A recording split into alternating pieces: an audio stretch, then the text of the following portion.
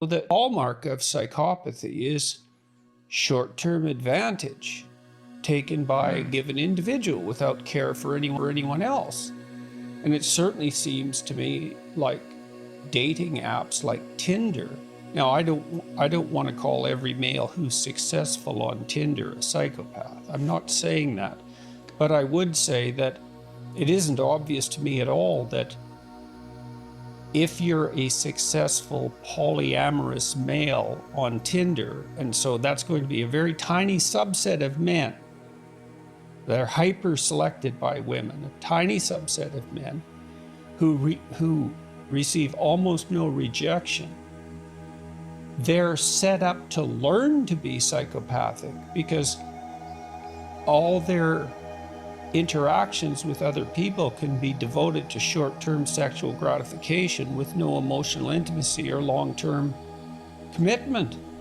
And that's a hell of a training ground as far as I'm concerned. It depends on what you want for a society, but as you said, even the affluent women who profess a desire for polyamory, which is complete bloody rubbish in my estimation and completely underestimates the economic consequences of sex, they still dream of the fairy tale princess who meets the prince who, wakes her up with a kiss and they're married happily ever after. So it's such bloody nonsense. We allow our culture to be run by the pathetic fantasies of immature adolescent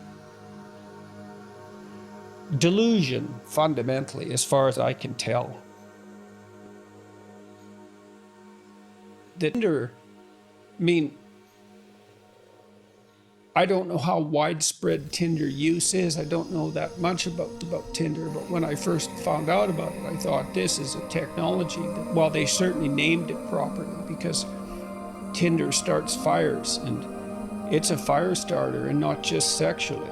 And something like 40%, last I saw, something like 40% of people under 30 are using the apps. I would imagine it's probably higher now, especially in the wake of COVID. So the data that I saw were collected, I think, in 2019. But after COVID and the pandemic and the lockdowns, there's no other way to meet people. So I'd imagine a lot more people download those apps, and we'll see if they wean themselves off or if they're hooked. I mean, these tech companies use very manipulative strategies. I talked to an executive, I won't say which dating app this was, but he told me that some dating apps will basically what they call, I think they're called seeding, where they'll put fake profiles of very attractive, usually women, right? Because men are actually more likely to use dating apps, and they're sort of more likely to pay for the premium profiles compared to women who don't have to because they're going to get matches anyway. So anyway, the dating app companies, they'll seed them with fake attractive women profiles and intentionally match with men who have recently downloaded a new profile, who basically newly created one. And the idea here is that if they download the app and they immediately match with an attractive woman, and then they usually have a couple of conversational exchanges like, hey, how's it going? Good, how are you? And then that's it. The robot no longer responds to the user. But the reason why this is done is basically to give them a little hit, right? It gives them, it's like drugs. Give them a little boost, and now they're hooked. It's a major hit. You bet. It's a major hit. Yeah. And so basically they called it chasing the dragon, which is basically a term from drug usage, right? From heroin. You give them a little hit and then they're going to be chasing that high for the rest of their lives. So, I think that there's so many complexities to this. It is. And they are creating a lot of heartbreak and a lot of frustration Wait till for the both women AI and men. people get all over that. Well, because you can imagine if you're interacting with someone fake, that can be tailored to your desire. All you'd have to do is look at the pictures that someone was looking at and produce a composite that's an amalgam of those attractive women, let's say, and mean that the possibility for manipulation is almost infinite. And you won't say which dating app. That's too bad, because they deserve the exposure. But I understand your reticence. That's really unbelievably appalling and malevolent. Well, I will say that if one app is doing it, then that means more than likely they all are. So it almost doesn't even matter.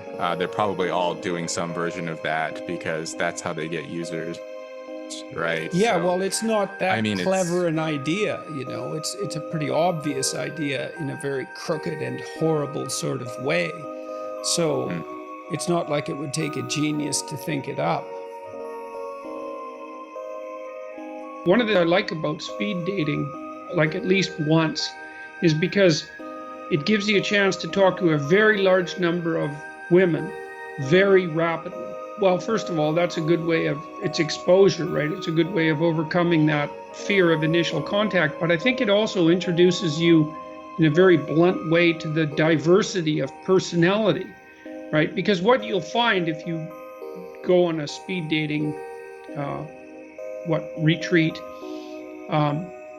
is that there'll be nothing between you and the girl in many cases. There'll be something there sometimes. Sometimes that's okay. You don't have to be attractive to or attracted to everyone. Forcing exposure to that wide variety of experience in a short period of time can be a good way of overcoming your fear. And a lot of that's just an experience, that fear too, right? So you got to figure out how to overcome that. And then I would say with apps like Tinder, it's trickier because the degree to which sexual activity is implied in the initial meeting, in the initial agreement to hook up is unclear. But it might be worthwhile just to make a rule for yourself, which is that, you'll go on 25 Tinder dates, but you won't engage in any physical contact, because it'll solve that problem for you. You know what I mean? And then you can concentrate on the conversation, and you can concentrate on overcoming this inexperience that you have that's interfering with your progress forward. But a rule like that just makes it simple, and you need rules like that. And you probably know this, but maybe you don't. I mean, your experience with regards to being avoidant and afraid of contact with women is by no means rare. It's unbelievably common among young. Preferred method of interpersonal communication between young people now is texting rather than face-to-face communication. Right, and the swiping that apes don't. Well, swipe. that's a very interesting topic too. Like the Tinder phenomenon. That's because that's also a major technological revolution, because what it's done, I would say, for the first time, is reduce the cost of rejection to males to zero, because it hides it.